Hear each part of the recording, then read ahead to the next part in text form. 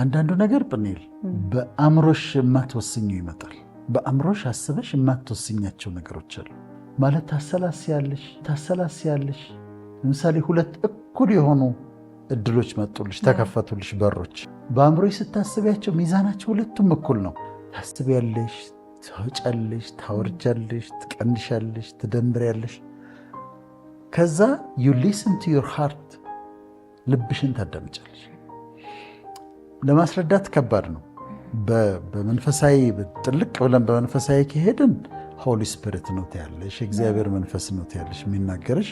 እንደዛ ምን አለሁ እኔ ኢንቱዊሽን ግን በአእምሮ የማታስቢው ግን ልክ ነው ልክ አይደለም ብለሽ ለመለየት በዚህ ጋር ልሂድ ብለሽ ለመምረጥ የምትጠቀሚበት ነው። እና ሊደርስ መሪ የሆኑ ሰዎች አንዳንዴ በዚህ ጋር እንሂድ ብለው ሲወስኑ ለምንድን ነው ስትያቸው ማስረዳት ላይችሉ ይችላሉ። ልባቸውን የተከተሉት ኢንቱዊሽን ነው። ያ ብቻ አይደለም። አንዳንድ ጊዜ የሆነ አደጋ ሊደርስ ሲል ልብሽ ያውቃል። አንዲት ሴት ከቤት ወጣች ልትሄድ ብላ መኪና ውስጥ ልትገባ ብላ የሆነ ነገር ተመለሽ አላት። ምንድነው እሱ? ተመለሽ አላት። ከዛ ተመልሳ ገባች። ስትገባ ጋዙን አላጠፋችው። እንደዚህ አይነት ነገሮች አሉ። ይመራሻል፣ ልብሽ ይመራሻል። እና በሊደርሺፕ ደረጃ ይሄ በትምህርት ደረጃ ነው። ከአሁን እነዚህ የምናወራቸው ሁሉ የሊደርሺፕ ትምህርቶች ናቸው። በሊደርሺፕ ደረጃ አንድ መሪ ከሌላው፣ አንዱን ሰው ከሌላው፣ አንዱን አሸናፊ ከሌላው የሚለየው አንዱ ነጥብ ኢንቱዊሽን ነው። ሊስኒንግ ቱ ዮር ሃርት፣ ልብን ማዳመጥ እና ልብን መከተል ነው። ሁል ጊዜ ሶፍት አትሆኝም። ሁል ጊዜ ለስላሳ አትሆኝም። ሁል ጊዜ ማር አትሆኝም። አንዳንድ ጊዜ ሆም ብለው የሚያጠፉ ሰዎችን፣ ሆም ብለው የሚረብሹ ሰዎችን በትክክለኛው መንገድ ደግሞ እነሱ ጋር ዲል ማድረግ አለብሽ። ማለትም ማለት ነው በህግ መጠየቅ ያለበት ሰው በህግ ይጠየቃል። አንዳንዴ ከመጠን ሲያልፍ፣ ለምሳሌ ሰፈር ውስጥ ዝም ብሎ የሚረብሽ ልጆችን የሚተናኮል ሰፈርተኛውን አላስቀምጥ የሚል ሰው ልጅ ወይም ሰውዬ ዝም ብለሽ አታየውም። ታናግሪዋለሽ። የማይስተካከል ግን you go to the authorities ክፍለ ከተማ ቀበሌ ትሄጂና ትነግሪያለሽ፣ ፖሊስ ጣቢያ ትሄጂና ትነግሪያለሽ። ትህትና ሲባል፣ ሰውን መውደድ ሲባል፣ ለሰዎች መልካም መሆን ሲባል እንደው ዝም ብሎ የሚመጣብንን ነገር እንቀበላለን ማለት አይደል። ህብረተሰብ ውስጥ በህግ መጠየቅ ያለባቸው ሰዎች አሉ። በህብረተሰብ ውስጥ በፖሊስ በኩል የምታናገሪያቸው ሰዎች አሉ። መስሪያ ቤት ውስጥ ቁጭ አድርገሽ ሲሪየስ የሆነ ነገር ልታናገሪያቸው የሚገቡ ሰዎች አሉ። ተስተካከላለ፣ አስተካከል፣ ይሄ እንዲህ ነው ማስጠንቀቂያ ሰጥተሽ ማስጠንቀቂያሽ ካልሆነ እርምጃ የምትወስጃቸው ነገሮች አሉ። በተለይ ሊደርሺፕ ላይ ይሄ ግድ ነው። ሊደሮች የግድ ይሄን ማድረግ በየደረጃው ባለንበት በጣም አስቸጋሪ የሆኑ ሰዎችን በህግ በስርዓት በደንብ ማስተካከል ያስፈልጋል። እርምጃ መውሰድ ያስፈልጋል። እንግዲህ ያን ሁሉ እኮ አልፈሽ ነው ግን ጠርተሽ በግል ወቅሰሽ ክሪቲሳይዝ አድርገሽ እንዲያስተካክሉ እድል ሰጥተሽ ምን ብለሽ ካልሆነ አሁን ምንም ማድረግ አይቻልም። በደንብ በስርዓት በህግ ነገሩን ትሄጂበታለሽ ማለት ነው። ይህም አስፈላጊ ነው። ስትሬንግዞቼን አውቃለሁ፣ የምችላቸውን ነገሮች አውቃለሁ በደንብ አድርጌ። አሁን እኔ አውቃለሁ፣ የማልችላቸውን ነገሮች ደግሞ አውቃለሁ። አልሞክራቸውም። እነሱ ማለት የተሰጡኝ አሉ፣ መክሊቴ የሆኑ አሉ፣ እንደምችላቸው አውቃለሁ። እነሱ ላይ አተኩሬ እሰራለሁ። ከላይ ያደረገው ብዬ የሆነ ሰው አደረገውና ተሳካለት ብዬ ብድግ ብዬ ያንን ለማድረግ አልሞክርም። እሱ ያኛውን ነገር ቢዝነስ ሰራና ተሳካለት ብዬ ለምን እንዴት ሳልሰራም ብዬ አልሞክርም። የኔን ነገሮች ለይቼ ያውቃቸዋለሁ። የኔ ያልሆኑትን ነገሮች ደግሞ ለይቼ ያውቃቸዋለሁ። ስለዚህ ሰልፍ አዌርነስ፣ ራስሽን በደንብ ስታውቂ የተሰጡሽን ነገሮች ያንቺ የሆኑትን ነገሮች ታውቂያለሽ፣ ያንቺ ያልሆኑትን ነገሮች ደግሞ ታውቂያለሽ። እና ሌላ ሰው አይተሽ እሱ ያደረገውን ነገር ለማድረግ አትሞክሪም ማለት ነው። መለኛነት ደግሞ ክሪኤቲቪቲ ነው። ክሪኤቲቪቲ ማለት አሁን መንገድሽን ስትሄጂ ከዛ እንቅፋት መጣ፣ አይ በቃ እኔ ድለቢስ ነኝ ማይሆን ነገር ነው ብለሽ ልታቆሚ ትችላለሽ። ግን አሁን ምን ላድርግ? ምንድነው ማድረግ? በዚህ ጋር መንገዱ ተዘግቷል። ቤት አድርገን ነው ብናልፍ ይህንን አልፈ ነው ምን ሄደው ብሎ ማሰብ ነው ክሬቲቪቲ። ስለዚህ ኦብስታክልስ ሲመጡ፣ እንቅፋቶች ሲመጡ ያንን እንቅፋት የምታልፊበት መንገድ ሳትደነግጪ፣ ሳትናደጂ፣ ብስጭቱ ሳትገቢ፣ ጊቭ አፕ ሳታረጊ እንዴት አርጌ ልለፈው ብሎ ማሰብና ያዛች ጋር መሄድ እሱ ክሬቲቪቲ ነው። እና ለአሸናፊዎች የግድ ነው ክሬቲቪቲ። ግልጽነትም ያስፈልጋል። ግልጽነት ደግሞ ኦነስቲ ለማለት ነው። ኦነስቲ ነው።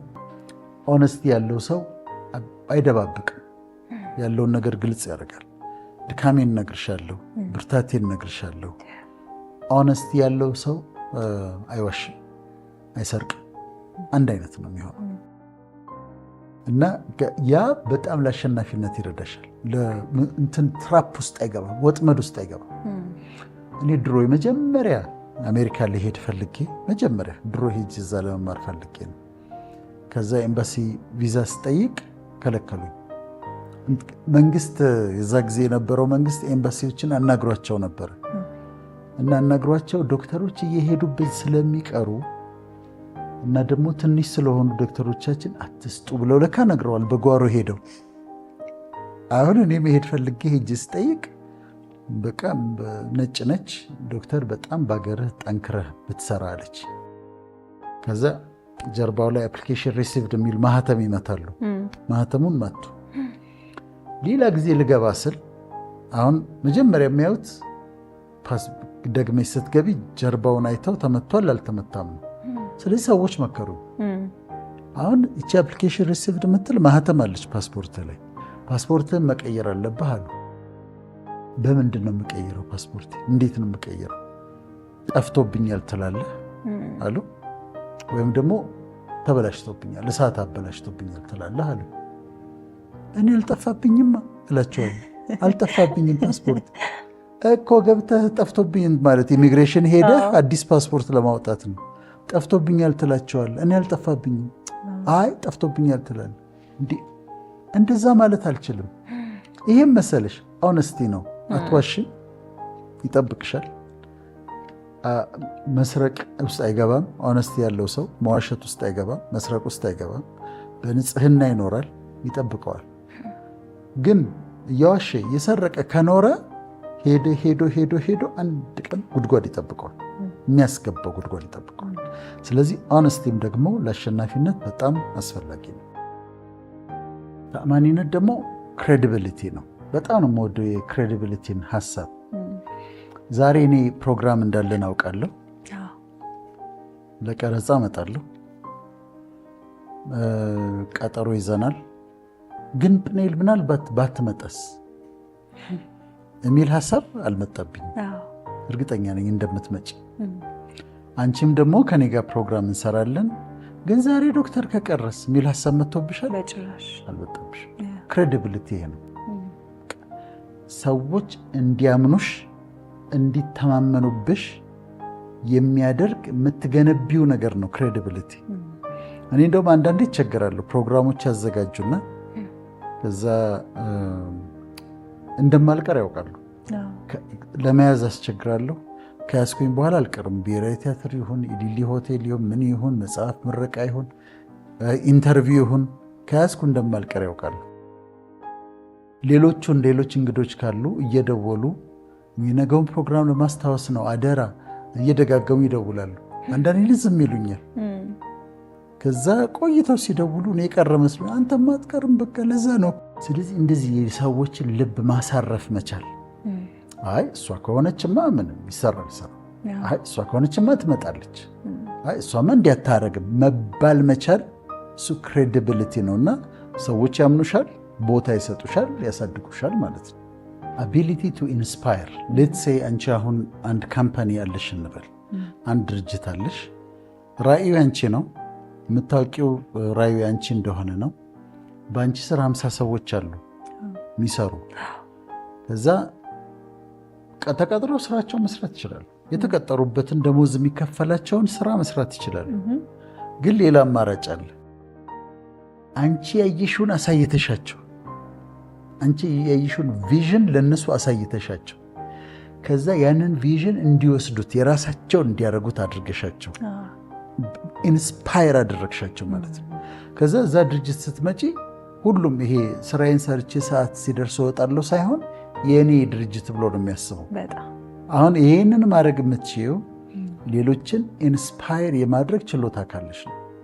ስለዚህ አንዳንድ ድርጅት ስትሄጂ ሁሉም ሰራተኛ ስራውን ይሰራል፣ ሰዓት ሲደርስ ይወጣል፣ አለቀ። ሌላ ድርጅት ደግሞ ስትሄጂ ሁሉም ሰራተኛ የራሱ ድርጅት የራሴ ድርጅት ብሎ ነው የሚሰራው፣ የራሴ ካምፓኒ ብሎ ነው። ሰዓት አይጠብቁም፣ አርፍደው ሲሰራሉ፣ ስራው ካላለቀ አይወጡም፣ ማንም እንዲነግራቸው አይጠብቁም። ይሄ ምንድን ነው? ያንቺ አቢሊቲ ኢንስፓየር የማድረግ ችሎታሽ ነው ማለት ነው። ስለዚህ ኦቨርካመር ለመሆን አሸናፊ ለመሆን ይረዳል። ጨዋነት በጣም ነው የምወደው፣ ወይም ኢንቴግሪቲ ለማለት ነው። ኢንቴግሪቲ የሚለውን ቃል ለመተርጎም የተለያየ ነገር መጠቀም። ኢንቴግሪቲ ማለት የመርህ ሰው መሆን ማለት ነው። በሞራል ፕሪንሲፕል በመርህ የሚመራ ሰው ማለት ነው ጨዋ ማለት። አሁን ለማስረዳት ይህን ላሳይሽ። እኔ አዲስ አበባ ውስጥ ሰው ያውቀኛል። የማረገው ነገር በሙሉ በህዝብ እይታ ውስጥ ነው ያለው። ምንም ነገር ባረግ ማለት አላረግም እንጂ ናይት ክለብ ብሄድ ነገ ጠዋት ትሰሚያለሽ። ምክንያቱም ይታወቅ ህዝብ ያውቀኛል። የሆነ ሆቴል ብገባ ሰዎች ያዩኛል። በቃ የማረገው ነገር በህዝብ እይታ ውስጥ ነው ያለው። ምንም ባረግ ህዝብ እይታ ውስጥ ነው ያለው። ስለዚህ አዲስ አበባ ውስጥ እኔ ጨዋ ነኝ። ለምንድነው ጨዋ የሆንኩት? ሰዎች ስለሚያዩኝ ነው ጨዋ የሆንኩት። አሜሪካ ሄድኩኝ እንበል። ከአሜሪካም ደግሞ ይሄ ብዙ አበሻ የሌለበት ቦታ ላይ ሄድኩኝ። እዚህ ያለችኝ ጨዋነቴ እዛም ካለች የእውነት ጨዋ ነኝ። ምክንያቱም እዛ የሚያየኝ ሰው የለም። የፈለግኩትን ነገር ባረግ፣ ጠጣ፣ ገልፍሬንድ ይዤ የሆነ ቦታ ብገባ ምን ብል ማንም አያየኝም። ኢንቴግሪቲ ማለት ሰዎች ሲያዩሽም ሳያዩሽም አንድ አይነት ሰው መሆን ማለት ነው። ሰዎች እያዩሽ አይደለም፣ ማንም አይታዘብሽም፣ ማንም አያወራብሽም። በዚህ አይነት ቦታ ላይ ስትሆኝ እንዴት ነው የምትሆኘው ነው። አሁን ለምሳሌ እናያለን እዚህ በጣም ጨዋ የሆኑ ሰዎች ዱባይ ሄደው ኮምፕሊትሊ ሌላ ሰው ናቸው። ሌላ ሰው ነው የምታገኘው። አይቻለሁ። ሌላ ሀገሮችም ከሰዎች ጋር ሄጄ ያውቃለሁ። እና እዚህ በጣም በቃ ጨዋ ምናምን ያልሻቸው ሰዎች ወጣ ሲሉ ሌላ ሰው ይሆናሉ። ይሄ ላክ ኦፍ ኢንቴግሪቲ ነው። ስለዚህ ጨዋነት ይሄ ማለት በሞራል በመርህ ነው የምትመላለሽው። በሰው ያየኛል ላየኝም ሳይሆን በትክክለኛው በሞራል ፕሪንሲፕል ነው የምትመሪው። ይሄ ለአሸናፊነት በጣም ይጠቅማል። መንገድ ላይ እንዳልቀር እዛ ጋር ሰው ያየኝም ብዬ መንገድ ላይ የማይሆን ነገር እንዳላደርግና መንገድ ላይ እንዳልቀር በጣም ይረዳናል። እና ኢንቴግሪቲ ማለት አዲስ አበባ ያለ ባህሪ አኗኗሪ ዋሽንግተን ዲሲም እንደዛው፣ እዚች ያለች ጨዋነቴ ዱባይም እንደዛው ሲሆን ነው። ይሄንን ከጠበቅኩኝና በመርህ ካደረግኩት ህይወቴን መንገድ ላይ ከሚያስቀረኝ እንቅፋት አመለጥኩኝ ማለት ነው። ለዚህ ነው ጨዋነት። ተጠያቂነት አካውንታብሊቲ ማለት ነው። አካውንታብሊቲ አሁን አንቺ ላለቃሽ ተጠያቂ ነሽ። ሰዎች መጥፎ ይመስላቸዋል አካውንታብሊቲ ተጠያቂነት። ግን ለምናገረው ነገር ሳምባዲ እንዲጠይቀኝ ይፈቅዳለሁ። እዚህ ጋር አሁን ቁጭ ብዬ ለማረገውን ለምናገረው ነገር የሚጠይቁኝ ሰዎች አሉ። እኔ አለቃ የለኝም። በመስሪያ ቤትም ቤትም አለቃ የለኝም። አለቃዬ ክርስቶስ ነው። ግን የፈቀድኩላቸው ሰዎች አሉ። እነዚህ የፈቀድኩላቸው ሰዎች አስተያየት ይሰጣሉ፣ ጥሩን ይነግሩኛል። አንዳንዴ መስተካከል ያለበት ነገር ካለ መስተካከል አለበት ብለው ይነግሩኛል። አንዳንዴ አለቃ እንኳን ባይኖረን አለቃ የሌላቸው ሰዎች ምን ያደርጋሉ መሰለሽ? ካምፓኒ የሚመሩ ከሆነ ቦርድ አድቫይዘሪ ቦርድ ያቋቁሙና በራሳቸው ላይ ይሾሙታል። they are accountable to the board። ለቦርዱ ተጠያቂ ናቸው። ቦርዱ ጠርቶ ለምን እንዲያደረግ እንዴት እንዲያደረግ ይሄኛው ልክ አይመስለንም፣ ይሄኛው ልክ ነው ብለው እንዲናገራቸው ይፈቅዱለታል ማለት ነው። ያ ካልሆነ ግን አሁን ለምሳሌ ውጭ ያሉ ቸርቾች በቸርቾች ስታይ ዋን ማን ሊደርሺፕ ያለባቸው ፓስተሩ ብቻውን የፈለገውን ነገር ማድረግ የሚችልበት ቸርች ሲሆን ብዙ ጊዜ ችግር ውስጥ ይገባሉ። ገንዘቡን አቢዩዝ ያደርጋሉ ወይ ሌላ ነገር ውስጥ ይገባሉ። አሜሪካ ውስጥ ሲወድቁ የምታያቸው የአሜሪካን ፓስተሮችን ማለት ነው። በዛ ነው አካውንታብሊቲ በማጣት። ፓርክ ስለማድረግ ያወራላቸው። እኔ ዛሬ ስመጣ በመኪና ነው የመጣሁት። ከዛ መጣሁ፣ መኪናዬን የማቆምበት ቦታ ፈለግኩኝ፣ ቦታ አገኘሁ። እዛ ጋር መኪናዬን አቆምኩኝ፣ ሞተር አጠፋሁ፣ ከመኪና ወረድኩ፣ መኪናዬን ቆለፍኩ፣ መጣሁ። ምንድነው ያደረግኩት? ፓርክ ነው ያደረግኩት፣ አቆምኩት። የመጣሁበትን መኪና አቆምኩት። ይሄ ትክክል ነው። መኪናችንን ቦታ ፈልገን ፓርክ እናደርጋለን። ነገር ግን የህይወት መኪናዎች አሉ። የህይወት መኪና አለ። የህይወት መኪናችንን ፓርክ አናደርግም።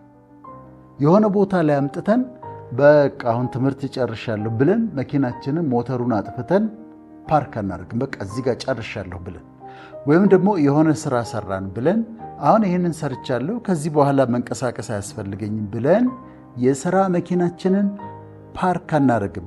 ሞተር አጥፍተን ወርደን ቆልፈን አንሄድም። ምንድነው መሆን ያለበት? ሁል ጊዜ መንቀሳቀስ ነው ያለበት።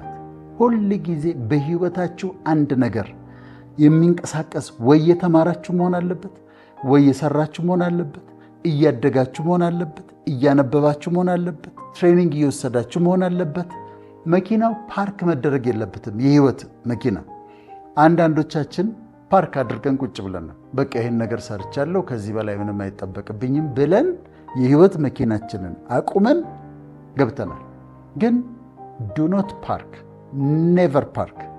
የህይወት መኪናችሁን እስከ መጨረሻው ድረስ እስትንፋሳችሁ በአፍንጫችሁ እስካለች ድረስ በህይወት እስካላችሁ ድረስ ጡረታ ብትወጡ እንኳን አታቁሙ። አንድ ነገር አድርጉ። ወይ ተማሩ፣ ወይ አንብቡ፣ ወይ ትሬኒንግ ውሰዱ፣ ወይ አዲስ ነገር ስሩ። ህይወታችሁ አክቲቭ ይሁን። ይሄ ሁል ጊዜ ሙቭ ታደርጋላችሁ ማለት ነው እና የሚቆም ነገር አይኖርም በህይወታችሁ። ይሄንን እንድትለማመዱ የህይወታችሁን መኪና እንዳታቆሙ፣ ፓርክ እንዳታረጉ መጨመር ፈልጌ ነው።